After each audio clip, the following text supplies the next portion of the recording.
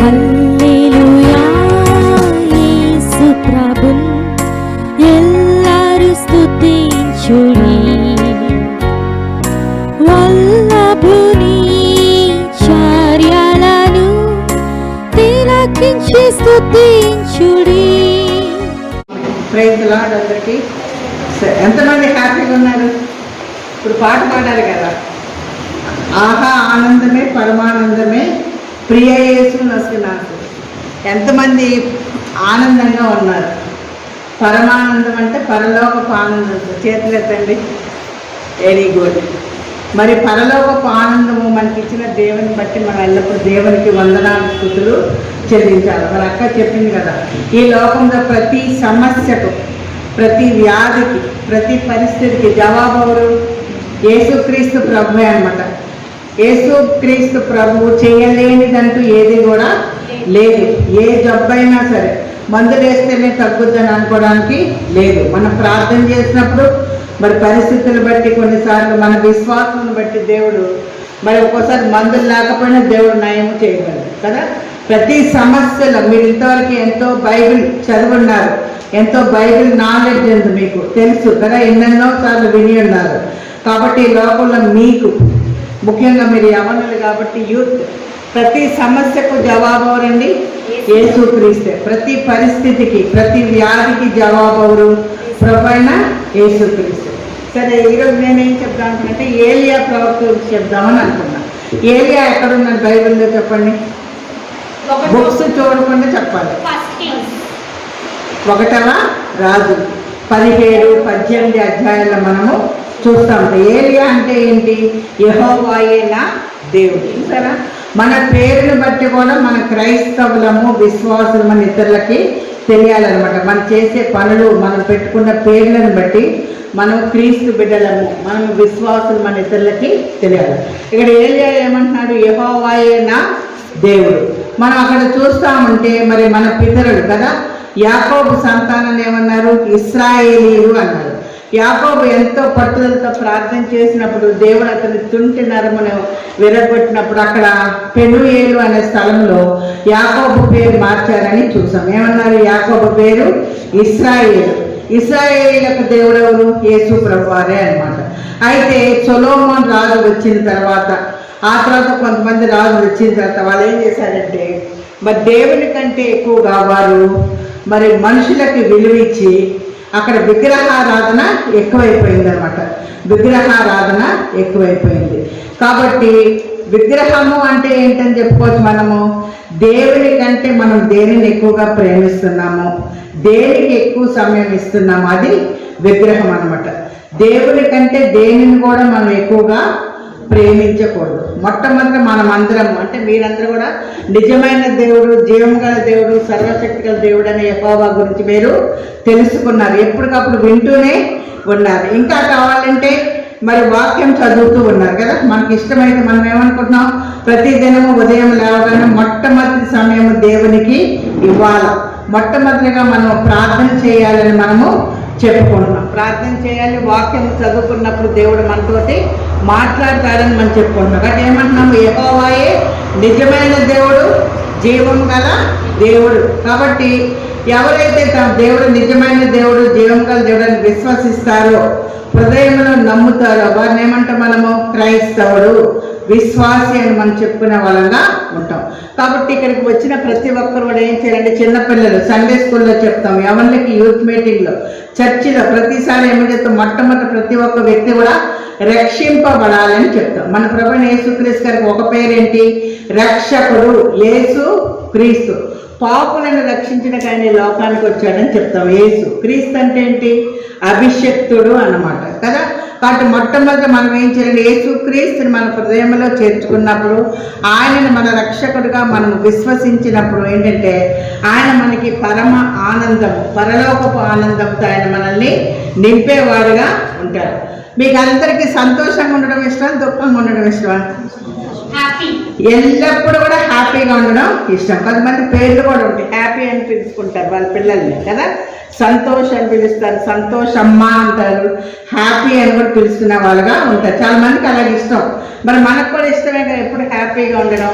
కాబట్టి మన దేవుడికి కూడా తెలుసు అనమాట, మనం ఎప్పుడు హ్యాపీగా ఉండాలని కోరుకుంటూ మన కొరకు మనకు బదులుగా అనమాట. మనమైతే మరి ఎఫ్ఎస్సి 2:1 చూస్తే పాపముల చేత అపరాధులతో చచ్చిన వారన మనము ఉన్నప్పుడు మనము మరి దేవుడిని నమ్ముకోలేదు అనుకోండి, పాపలు ఎక్కడికి వెళ్తారు? నరకానికి వెళ్ళేవారుగా ఉంటారు కదా. ఎక్కడికి వెళ్తారు? నరకానికి వెళ్ళేవారు. రెండే దారులు, ఒకటి పరలోకం, ఒకటి నరకం కదా. మరి దేవుడిని నమ్ముకుంటే పరలోకానికి వెళ్తారని తెలుసు. దేవుడిని నమ్ముకోకపోతే ఎక్కడికి వెళ్తాం మనం? నరకానికి వెళ్తాం. నరకానికి వెళ్ళడం మనకి ఇష్టము లేదు. కాబట్టి మొట్టమొదటి ప్రతి ఒక్కరు యేసు ప్రభువు నా కొరకే సిలువలో చనిపోయి నీ రక్తంలో నా పాపములు కడిగని నమ్మాలి. విశ్వసించినప్పుడు మనం ఏమంటాం? మనము క్రీస్తు బిడ్డలము, యేసుక్రీస్తు నా రక్షకుడని మనం చెప్తాం. ఎందుకు అడగగానే మన పాపములన్నీ ఆయన తన కలువరత్తులు కడిగి వేసి మనల్ని తన బిడ్డలుగా చేర్చుకుంటాడు.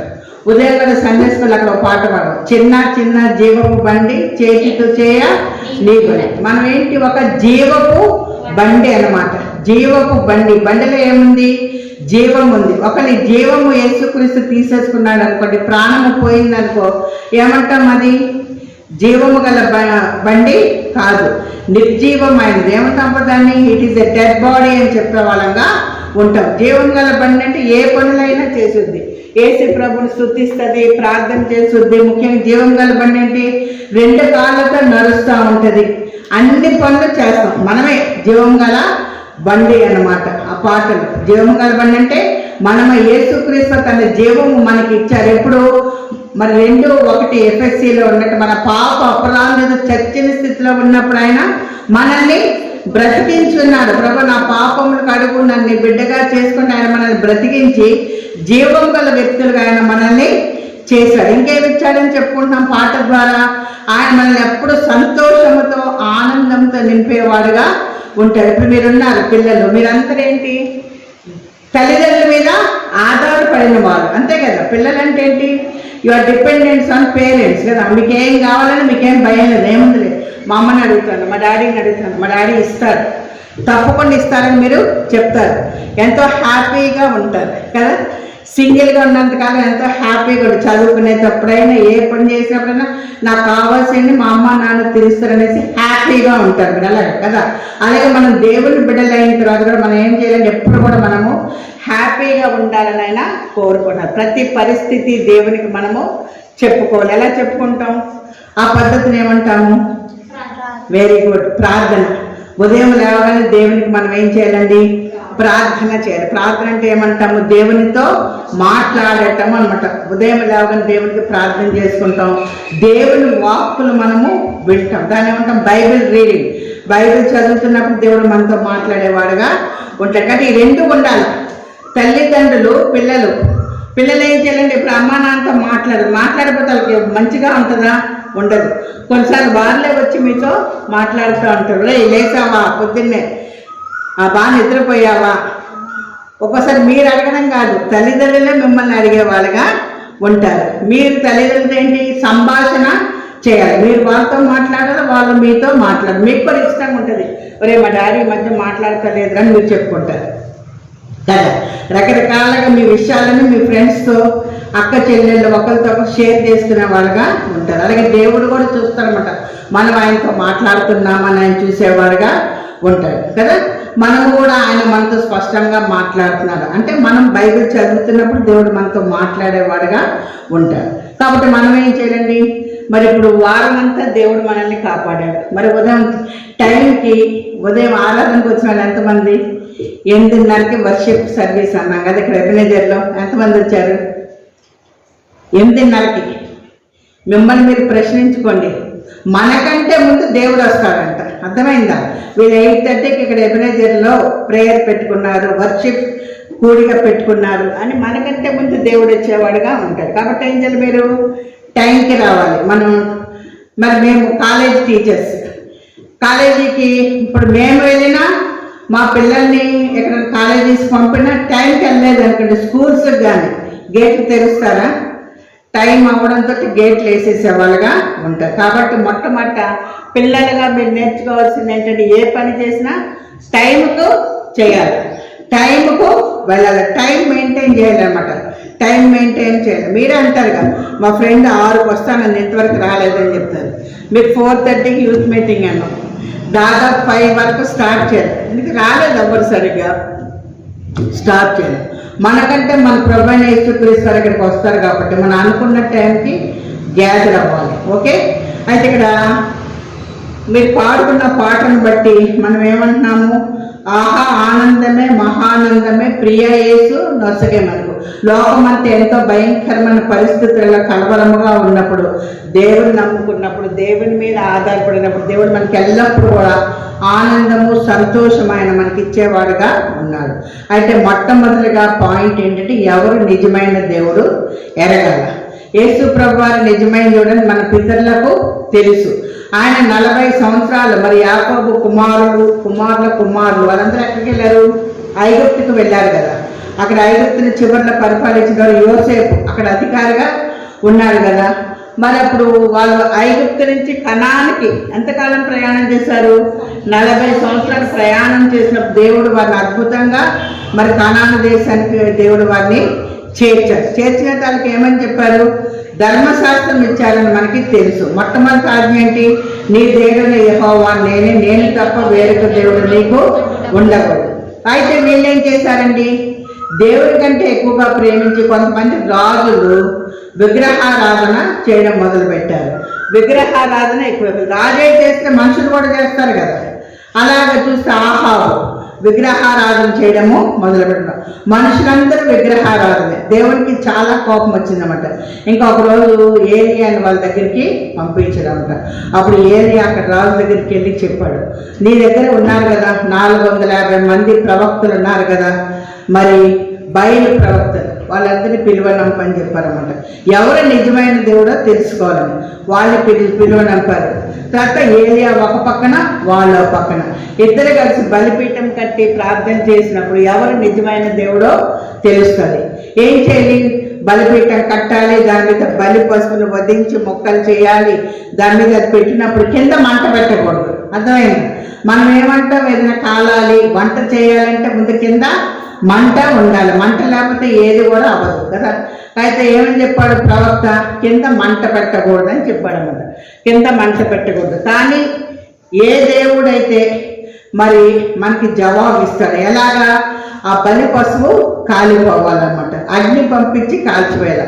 మరి మీరు ఎక్కువ మంది ఉన్నారు కదా, ముందు మీరు చేయండి అని అన్నాడు. సరే వాళ్ళు ఏం చేశారు, 450 మంది కదా, ఉదయము మధ్యాహ్నము అస్తమయ సమయం వరకు గంతులేస్తూ బయలా దేవత రా, ఈ బలి పశువును మరి కాల్చు దహించు అని వాళ్ళు ఎంతగానో నాట్యమాడుతూ గట్టిగా పిలుస్తూ కత్తితో తమ చేతులు అవి మరి కట్ చేసుకుంటూ, రక్తం వస్తుంది కదా, కొంతమంది దేవతలకి ఏంటంటే రక్తం ఇష్టం, అలా చేస్తూ ఉంటే నో ఆన్సర్ అనమాట. తర్వాత ఏం చేస్తారు, సరే మీరు ఉండండి ఒక పక్కన. ఏం చేశారు, మరి ఏరియా ఒక్కడే ఉన్నాడు కదా, అక్కడ బలిపీఠము పడిపోయిందంట. ఆ పడిపోయిన బలిపీఠమును కట్టి, ఎలాగో మరి ఇశ్రాయేలీయులు 12 మంది కదా, 12 మంది గోత్రకర్తలు 12 రాళ్ళు పెట్టి నీట్గా బలిపీఠం కట్టి దాని మీద బలి పశువుని పెట్టి కట్టెలు పెట్టి దాని మీద బలి పశువుని పెట్టి మరి చుట్టూరు కందకం త్రవ్వించాడంట. త్రవ్వించిన తర్వాత నీళ్లు పోయమన్నారు. 3 సార్లు నీళ్లు పోసిన తర్వాత బలి పశువు బలిపీఠం అన్ని కూడా నీటితో తడిసిపోయింది.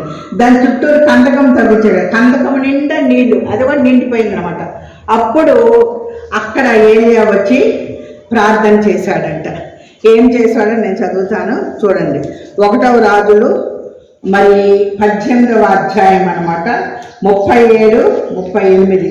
యెహోవా నా ప్రార్థన ఆలకించుము, యెహోవా అయిన నీవే దేవుడుగా ఉన్నావనియు, నీవు వారి హృదయములను నీ తట్టుకు తిరగజేయదువనియు, ఈ జనులకు తెలియనట్లుగా నా ప్రార్థన అంగీకరించుమని ప్రార్థన చేశాడు. సింపుల్, ఒకే ఒక్క వాక్యం అనమాట. యెహోవా నా ప్రార్థన ఆలకించుము, యెహోవా అయిన నీవే దేవుడుగా ఉన్నావనియు, నీవు వారి హృదయములను నీ తట్టుకు తిరగజేయదువనియు, ఈ జనులకు తెలియనట్లుగా నా ప్రార్థన అంగీకరించుము.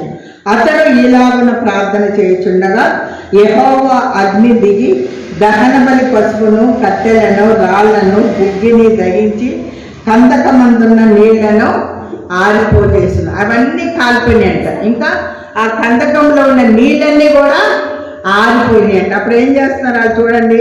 అంటే జనులందరూ దానిని చూచి సాగిలపడి యెహోవాయే దేవుడు, యెహోవాయే దేవుడు అని కేకలు వేసి. చూసారండి, వాళ్ళు యెహోవాయే దేవుడు అని తెలుసుకోవడానికి ఇంత చేశారు. కానీ నీవు నేను మరి ఏం చేయకుండా మనకు తెలుసు యెహోవాయే నిజమైన దేవుడు, జీవము గల దేవుడు అని మనకి తెలుసు. కాబట్టి మనం ఏం చేయాలండి, ఆత్మతో సత్యంతో ఆయన మనము ఆరాధించాలన్నమాట. సరైన విధానంలో ఆయన మనం ఆరాధించాలి, ప్రార్థన చేయాలి, వాక్యము చదువుకోవాలి, ఆయన మీద ఆధారపడాలని మీకు చెప్తున్నాం. ముఖ్యంగా యవ్వనస్తులు అనుదిన జీవితంలో మరి ఎన్నెన్నో శోధనలు వస్తూ ఉంటాయి. అయితే అటు ఇటు దొరికిన దేవుని మీదనే ఎక్కువగా ఆధారపడాలన్నమాట. అంటే ఎలాగా అంటే మీకు ముందు నుంచి చెప్తున్నాం, ఏం చేయాలని చెప్తున్నాం, ప్రేయర్ చేసుకోవాలి. దేవుని దగ్గర ఏది ప్రాబ్లం అనిపించినా కూడా ఏం చేయాలండి, ప్రార్థన చేసుకోవాలి, వాక్యం చదువుకోవాలి. ఇంకా ఇంట్లో ఏదైనా ప్రాబ్లం వచ్చినాక ఏం చేయాలి, తల్లిదండ్రులకు చెప్పాలి. అంటే తల్లిదండ్రులు నీ గురించి ఎక్కువ శ్రద్ధ వహిస్తారు కదా, తల్లిదండ్రులకు చెప్పండి. ఇంకా ఏదైనా కష్టతరమైన ప్రాబ్లం వచ్చిందనుకోండి, వచ్చి చర్చిలో కూడా మరి ఆంటీలు అంకుల్స్ ఉంటే వాళ్ళకి చెప్పినప్పుడు వాళ్ళు కూడా నీ పక్షమున వాళ్ళు ప్రార్థన చేసేవాళ్ళుగా ఉంటారు. ఆ విధంగా నీకు సహాయం చేసేవాళ్ళుగా ఉంటారు. మరి ముఖ్యంగా ఇప్పుడు చాలామంది కొత్తగా కాలేజెస్లో జాయిన్ అయ్యారు. 10th పాస్ అయ్యి మరి ఏం చేశారు, కాలేజెస్ జూనియర్ ఇంటర్, మరి కొంతమంది బైపీసీ తీసుకొని, కొంతమంది ఎంపీసీ తీసుకొని, మరి ఇంకా కొంతమంది ఏం చేసిన ఇంటర్ అయిపోయింది, ఇప్పుడు ఏం చదవాలి ఆలోచన. ఏం చేయాలి, ప్రార్థన చేసుకొని అప్లై చేయాలన్నమాట. దేవుని చిత్తమైతే ఆయా కోర్సెస్లో దేవుడు నీకు ప్రవేశం అనుగ్రహించేవాడుగా ఉంటాడు, అడ్మిషన్ ఇచ్చేవాడుగా ఉంటాడు. మరి నేను చదవగలనా లేదా అని నిన్ను నువ్వు పరీక్షించుకుని ఏం చేయాలండి, అప్లై చేయాలి. ఇంకా నీకు ఇష్టమైతే మరి సేవకుల దగ్గరికి కూడా వచ్చి వాళ్ళ సలహా కూడా అడగవచ్చు. అంకుల్ లాంటి మరి ఇంత మార్కులు వచ్చినాయి నాకు, మరి నేను కోర్స్ చేద్దాం అనుకుంటున్నాను, చేయనా వద్దా? ఈ తల్లిదండ్రులను అడుగుతావు, నీ స్నేహితులను అడుగుతావు, అలాగే సేవకులను కూడా నువ్వు అడిగినప్పుడు వాళ్ళు ఏం చేస్తారని నీకు మంచి సలహా ఇచ్చేవారుగా ఉంటారు. ఈ రోజులో చాలా కష్టం కదా, కానీ మీరేం చేయాలంటే కష్టపడి చదువుకోవాలి. మీకు చెప్తున్నాం, బైబిల్ కూడా ఇంగ్లీషు తెలుగులో 2 భాషల్లో కూడా మీరు చదువుకోండి అని మీకు చెప్తున్నాం. 2 చదువుకోండి, మీకు ఇంగ్లీష్ కూడా బాగా వచ్చేదిగా ఉంటుంది. అలాగే న్యూస్ కూడా చూడమని చెప్తున్నాం. BBC న్యూస్ మీరు చూసినప్పుడు మరి ప్రపంచంలో పరిస్థితులు ఎలా ఉన్నాయి కూడా మీకు తెలుస్తూ ఉంటుంది. మీ సమయం సెల్ ఫోన్కి పెట్టద్దని చెప్తున్నాం. న్యూస్ కొంచెం చూడొచ్చు కానీ సెల్ ఫోన్కి ఎక్కువ సమయం మీరు పెట్టకూడదు. దేనికి సమయం ఎక్కువగా పెట్టాలి, దేనికి పెట్టకూడదు, అవన్నీ కూడా మీకు తెలిసి ఉండాలన్నమాట. అర్థమవుతుందా? కాబట్టి స్టూడెంట్స్గా మరి 10th క్లాస్కి వచ్చిన వాళ్ళు కొంతమంది ఉన్నారు. ఏం చేయాలి, ఫ్రమ్ ద బిగినింగ్ కష్టపడి చదువుకోవాలని చెప్తున్నాం. మరి చదువుకోవాలంటే మీకు ఏం కావాలి, జ్ఞానం కావాలి, తెలివి కావాలి. కానీ దేవుని దగ్గరికి రావాలి. ఎవరు? జ్ఞానాధారము ఆయనే, పరాక్రమము కూడా ఆయనదే. కాబట్టి ఆయన దగ్గరికి వచ్చి ప్రార్థన చేస్తున్న ప్రభావం నేను చదువుకోవాలి, 10th పాస్ అవ్వాలా, మంచి మార్కులతో ఎంతవరకు సహాయం చేసావని నువ్వు నాకు సహాయం చేయి. జ్ఞానం నువ్వు తెలివి అన్నప్పటికీ తప్పకుండా నీకు జ్ఞానము తెలివి ఇచ్చేవాడుగా ఉన్నాడు. బుద్ధి జ్ఞాన సర్వ సంపదలు ఆయన వెందే గుప్తంలో అయినమని చెప్తాను. ఇంకా యెహోవా అంటే భయభక్తులు కలిగితే జ్ఞానం నాకు మూలం, చెడుతనము విసర్జించే వివేచనకు ఆధారం. ఇవన్నీ మీకు తెలుసు. కాబట్టి ఆ విధంగా మీరు ముందుకు వెళుతూ ఉన్నప్పుడు దేవుడు చెప్పినట్లు మీరు చేయాలా. అలాగే మీరు అన్నీ కూడా దేవుడిని అడగాలి. అప్పుడు దేవుడు మీకు కావాల్సినవన్నీ కూడా సమస్తమును ధారాళముగా అనుగ్రహించే దేవుడు. ఎక్కడుంది? యాకోబు 1:5, 6, 7 మీకు చెప్తున్నాం కదా, మీలో ఎవరికైనా జ్ఞానం పొదుగా ఉండేలా అతడు దేవుని అడగవలను, అప్పుడు అది అతనికి అనుగ్రహింపబడను. ఆయన ఎవరిని గద్దింపగా అందరికీ ధారాళముగా దయచేవాడు. నీకు ఎంత కావాలంటే అంత ఇచ్చేది ఎవరండి? ఆయన. మనుషులైతే ఇప్పుడు సమృద్ధిగా ఇవ్వరనమాట, కొంచెమే ఇస్తారు. దేవుడైతే ధారాళముగా అనుగ్రహించే దేవుడు కదా. కాబట్టి దేవుని దగ్గరికి వచ్చి ఆయన మీరు అడగాలి. ఇంకేమన్నా అక్కడ 6, అయితే అతడు ఏమాత్రం సందేహింపక విశ్వాసంతో అడగాలి. దేవుడు తప్పకుండా ఇస్తాడు. ఇస్తానని చెప్పారు కదా. జ్ఞానము తెలివి మనకి ఇచ్చే దేవుడు తప్పితే ఎవ్వరూ ఇవ్వలేరు. కాబట్టి ఆయన దగ్గరికి వచ్చినప్పుడు తప్పకుండా ఆయన మనకు అనుగ్రహించే దేవుడుగా ఉన్నాడు. ఇంకా 7, 8 అట్టి మనుషుడు ద్విమనస్కుడై తన సమస్త మార్గముల యందు అస్థిరుడు కనుక ప్రభు వలన తనకి ఏమైనా దొరకనని తలంచుకున్నాడు. ద్విమనస్కులు, ఇస్తారా ఇవ్వడా అనుమానము వద్దు, నమ్మాలంటే. అపనమ్మకము వద్దు. నమ్మితే అడిగితే దేవుడు తప్పకుండా ఇచ్చేవారుగా ఉంటాడు కదా. మన దేవుడు ఏది అడిగినా తప్పకుండా ఇస్తాం. మరి అక్కడ చూడండి, మరి ఏలియా, మరి వాళ్ళందరూ నిజమైన దేవుడు ఎవరో తెలుసుకోవడానికి ఏం చేశారండి, మరి ముందు వాళ్ళనే చేయమన్నాడు. వాళ్ళు ఉదయం నుంచి అస్తమయ నైవేద్యం అర్పించే సమయం వరకు వాళ్ళు అక్కడ గంతులేస్తూ బయలని ఎంత గంతులేసినా మరి అక్కడ వాళ్ళ పని అవ్వలేదు. కానీ ఏలియా వచ్చి ప్రార్థన చేశాడు. దేవునికి ఏలియా మనసు తెలుసు. ఎందుకు ఏలియా చేస్తున్నాడు, వీళ్ళందరూ నిజమైన దేవుడు తెలుసుకోవాలని చేస్తున్నాడు. వెంటనే పైనుంచి అగ్ని వచ్చింది, దహన బలి పశువును దహించింది, కందకములో నీళ్లు కూడా ఆరిపోయినాయి. కాబట్టి అందరూ కూడా యెహోవాయే దేవుడు, నిజమైన దేవుడు అని వాళ్ళందరూ కూడా తెలుసుకున్నారు కదా. అలాగే మీరు కూడా ఏం చేయాలండి, నిజమైన దేవుడిని తెలుసుకున్నారు కాబట్టి ఆయనకు ప్రాధాన్యత ఇచ్చి ఆయన మాటలు వింటూ ఆయన చెప్పినట్లు చేస్తే ఏం చేయాలండి, ముందుకే వెళ్ళాలి. అప్పుడు అన్ని విషయాలు మీకు ఏమొస్తుంది, జయం వచ్చేదిగా ఉంటుంది. ఇప్పుడు ఒక రాజు యుద్ధానికి వెళ్తున్నాడు అనుకోండి, అన్నీ రెడీ చేసుకుని వెళ్తే జయం వస్తుందా, రాదు. తన దేవుడైన యెహోవా మీద ఆధారపడినప్పుడు అతనికి జయం వచ్చేదిగా ఉంటుంది. అలాగే మీరు కూడా దేవుడి మీద ఆధారపడినప్పుడు దేవుడు తప్పకుండా మీకు జయం అనుగ్రహించే దేవుడుగా ఉన్నాడు. మరి కొంతమంది మొన్న ఎగ్జామ్ రాశారు కదా, డిఎస్సి టీచర్ ఎగ్జామ్ మరి రాశారు. మనం ప్రేయర్ చేద్దాం, దేవుని చిత్తంలో ఉన్న వారికి దేవుడు ఉద్యోగంలో అనుగ్రహించే దేవుడుగా ఉన్నాడు. అలాగే మన మధ్యన అనేకమైన ప్రాబ్లమ్స్ ఉన్నాయి, వాటన్నిటి గురించి కూడా మనం ప్రార్థన చేద్దాం. మీకు కూడా ఏమైనా ప్రేయర్ రిక్వెస్ట్ ఉంటే రిక్వెస్ట్ రాసి అక్కడికి ఇవ్వండి, ఇక్కడ అంకుల్కి ఇవ్వండి, అంకుల్ ప్రేయర్ చేసేవాళ్ళుగా ఉంటారు. కాబట్టి ఉదయం లేవగానే మనం ఏం చేయాలండి, మన జీవితంలో అనుదినము దేవుని మీద మనం ఆధారపడవలసిన వారుగా ఉన్నాం. దేవుని మనం డైరెక్ట్గా అడగచ్చు, తప్పకుండా ఆయన సమస్తముని మీకు ధారాళముగా అనుగ్రహించే దేవుడుగా ఉన్నాడు. ఇప్పుడు చదువుకున్న వాళ్ళకి కావాల్సిన జ్ఞానమే కదా, తెలివే కదా, మరి దేవుణ్ణి మీరు అడగాలి. అంతే సరిపోయిందా? మరి కాలేజెస్కి స్కూల్స్ అంటే ఫీజులు కట్టాలి కదా, మరి అవసరమైన ఫీజులు కూడా అన్ని విషయాలు సహాయం చేసేది ఎవరు, దేవుడికి. మరి ఆ విషయాలన్నీ మరి వచ్చి మన వాళ్ళతో వీళ్ళతో మాట్లాడినప్పుడే మీకు అన్నీ తెలిసేవిగా ఉంటాయి. ఇందాక ఒక ఆమె అడిగింది అక్కడ చర్చిలో అయితే మరి అప్పుడు అక్కడెక్కడ ఫ్రీ ఎడ్యుకేషన్ ఉందని చెప్పారనమాట. అలాగే కొన్ని మనం మాట్లాడుతున్నప్పుడు సేవకులతో కానీ అప్పుడు మనకి విషయాలు మనకు తెలిసేవిగా ఉంటూ ఉంటాయి కదా. ఆ దేవుడు సమస్తమును మనకి చేయగలిగిన దేవుడు, మన కొరకు ప్రాణం పెట్టిన దేవుడు, మన కొరకు తన తండ్రిని, సింహాసనమును, దూతల ఆరాధన, పరలోకము సమస్తము విడిచేట్టు మన కొరకు ఈ లోకానికన్నా పేద నరునిగా వచ్చాడు. మన కొరకు మనకు బదులుగా ఆయన సిలువలో చనిపోయాడు. కాబట్టి మనం ఏమి అడిగినా తప్పకుండా ఆయన ఇచ్చే దేవుడు. అయితే మనం ఏం చేయాలండి, దేవుణ్ణి మనము అడగాలి. మమ్మల్ని ఎంతగానో ప్రేమించిన మా ప్రియ పరమ తండ్రి, మరి శ్రమణ మీరు ఇక్కడ తీసుకుని వచ్చిన బిడ్డలందరిని బట్టి నీకెంతగానో వందనములు, స్తుతులు, స్తోత్రములు చెల్లిస్తున్నాం తండ్రి. ఇంతవరకు బిడ్డల చదువులలో నువ్వు ఎంతగానో సహాయం చేసావు ప్రభా. వారి వయసునందు, జ్ఞానమందు, దేవుని దయందు, మనుషుల దయందు వీరు వద్దిల్లినట్లు సహాయం చేయండి. మరి కొంతమంది 10th క్లాస్కి వచ్చారు, మరి కొంతమంది మరి జూనియర్ ఇంటర్ కాలేజ్ స్టడీస్కి వచ్చారు, కాలేజెస్లో జాయిన్ అయ్యారు.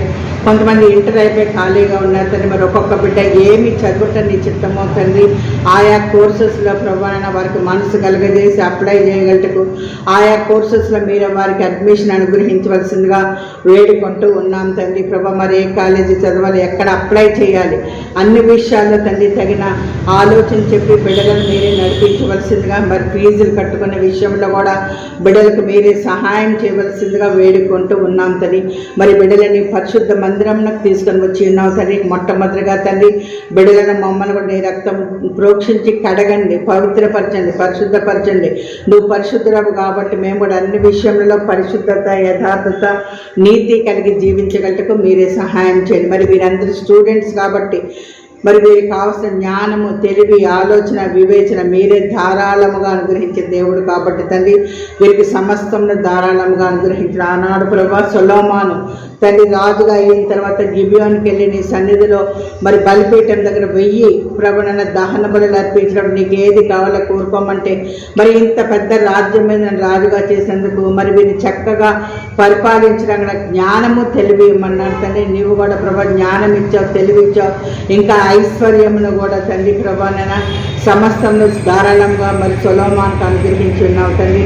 అలాగే ఈ బిడ్డలకు కూడా తండ్రి మీరు కావాల్సిన జ్ఞానము, తెలివి, జ్ఞాపక శక్తి, ఆలోచన, వివేచన అనుగ్రహించి ప్రభునైనా మరి ఆయా కోర్సెస్లో ముందుకు వెళ్ళగంటే కావాల్సిన ధన సహాయం కూడా వీరికి అనుగ్రహించి, ఆరోగ్యం అనుగ్రహించి ప్రభు వీరిని బట్టి వీరి కుటుంబాలు కూడా మీరు దీవించి వీరికి ఇక ముందు అన్ని నీవే అండి మీరే వీరికి సహాయం చేయవలసిందిగా నీ జీవ మార్గంలో తండ్రి అనుదినము తండ్రి నీ వాక్యం చదువుతూ ఉన్నప్పుడు, నీ వాక్యం వింటున్నప్పుడు మీరే బిడ్డలతో మాట్లాడుతూ వారు చేయి పట్టి తండ్రి నీ మార్గంలో మీరే వీరిని నడిపిస్తారు కనుక ఈ బిడ్డలందరినీ ప్రభా నీ చేతులకి అప్పగించుకుంటూ మరి ఇంకా ఎంటర్ అయిపోయి మరి ఆయా కోర్సెస్లో తండ్రి ప్రభా అడ్మిషన్ కొరకు ఎదురు చూసిన వారికి నీ చిత్తానుసారంగా మీరే వారికి సహాయం చేయవలసిందిగా, అలాగే డిఎస్సి రాసిన పిల్లలకు కూడా తండ్రి ప్రభా మీరే ఆయా ఎగ్జామ్స్లో పాస్ చేసి ఉద్యోగములను కూడా మీరు అనుగ్రహించవలసిందిగా, మరి వివాహాల కొరకు ఎదురు చూసిన బిడ్డల యొక్క వివాహాలు కూడా నీ చిత్తానుసారంగా మీరే జరిగించవలసిందిగా, ఇంతవరకు తండ్రి మరి దాసుడు కెండీ గారి ద్వారా పరిచర్య స్టార్ట్ చేశావు,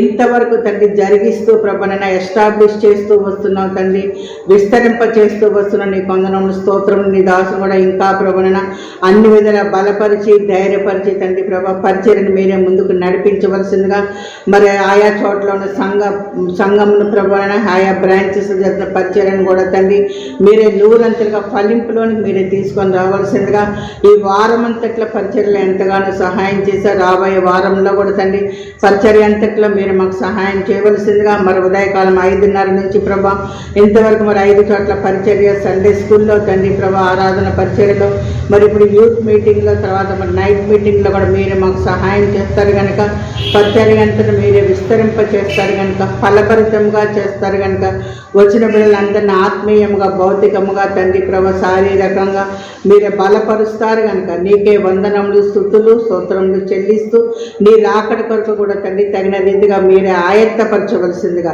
తిరిగి మేము కలుసుకున్న పర్యంతం తండ్రి మరి రాత్రి నైట్ మీటింగ్లో మరి తర్వాత తండ్రి ప్రభా ఆయా కూడికలో మేము కలుసుకున్న పర్యంతం నీ సన్నిధి మీరే మాతో ఉంచుతారు కనుక సమస్తము నీ నామ మహిమార్థమే ఘనముగా జరగగలిగినట్లు మీరే నీ కృపను అనుగ్రహిస్తారు కనుక పరిచర్య అంతటినీ నీ చేతులకే అప్పగించుకుంటూ నీ కార్యంని మీరు అద్భుత రీతిగా జరిగించుకొనవలసిందిగా యేసు క్రీస్తు పరిశుద్ధమైన నామంలో స్తుతించి బ్రతిమలాడి వేడుకొనుచున్నాము తండ్రి. ఆమేన్. దేవుని స్తుతించుడి, హృదయమును వెలిగించిన యేసుని స్తుతించుడి. అగ్నివారా గంధారా మీరు కర్తను స్తుతించుడి, హృదయ